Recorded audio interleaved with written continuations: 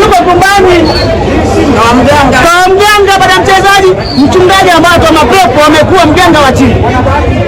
Malaika wa Simba sio kukaa benchi, wamemweka mpaka jukwani kule juu ashabikie tashangilie, ambao mchezaji afanya mazoezi. Unaelewa? Zumuni ilikuwepo, sio hilo. Zumuni kwa unacheza leo, mashabiki tunafahamiana, wewe ni mtu fulani, sio kama kuna connection, unamtengenezea mwenzako.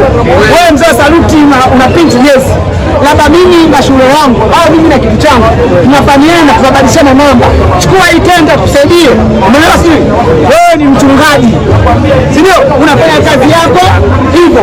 Niambie kanisa lako liko wapi, nikuletee waumini uendelee kutoa huduma na utumishi wa Mungu na sadaka tuendelee kutoa. Sio wewe ni dokta, sikiza basi. Sasa hiyo tunazungumza kwa Baroma leo kilichotokea. Sio unaelewa? Kilichotokea katika sura ya mpira ya mashabiki kimepotea. Sikiza mpira tofauti na ngumi.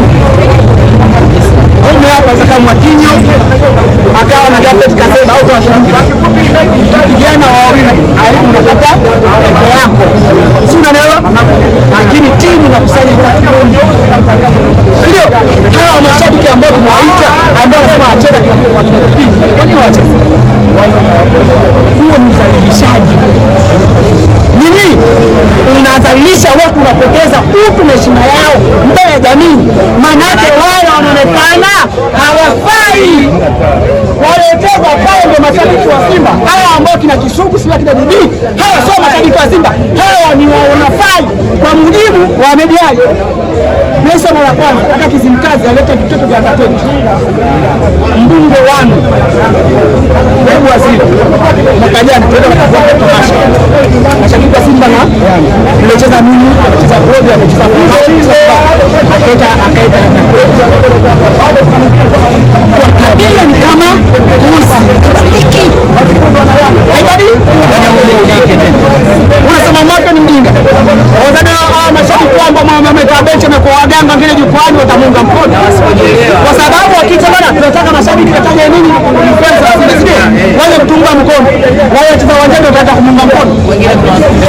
Sikiliza. Yaani wajibu sina naona kwa mganga. Siku akita my friends ataenda kama friends au mganga.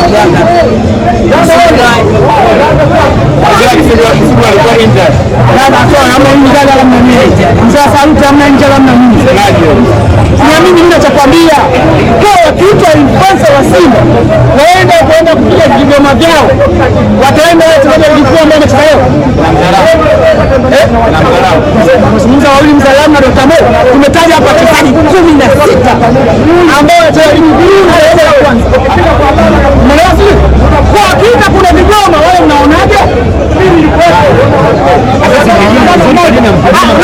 Sio kugoma. Tuliwaambia hivi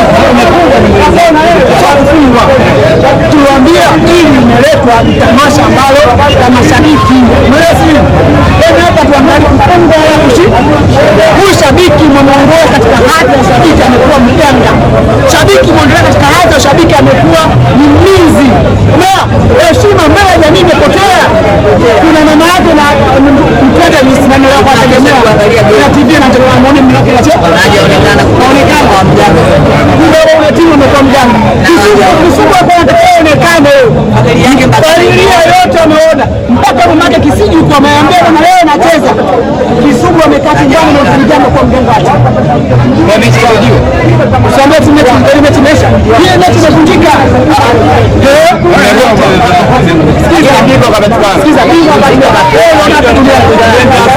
Duniani unaona hapo mpira unaendelea kwa India. Nakwambia mimi. Msaidia wewe waambie dunia wale mwandishi wa habari na mchambuzi duniani. Unaona wapi mpira dakika 70 au dakika 25 kwa mwisho. Baada ya nyeko. Haujaribu swali hili.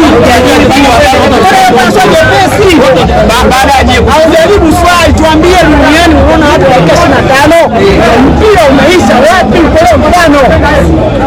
Baada ya nyeko sasa ni bora yetu tunaona leo. Ndio swali tunataka kumuuliza. Kwa sababu nasikia wewe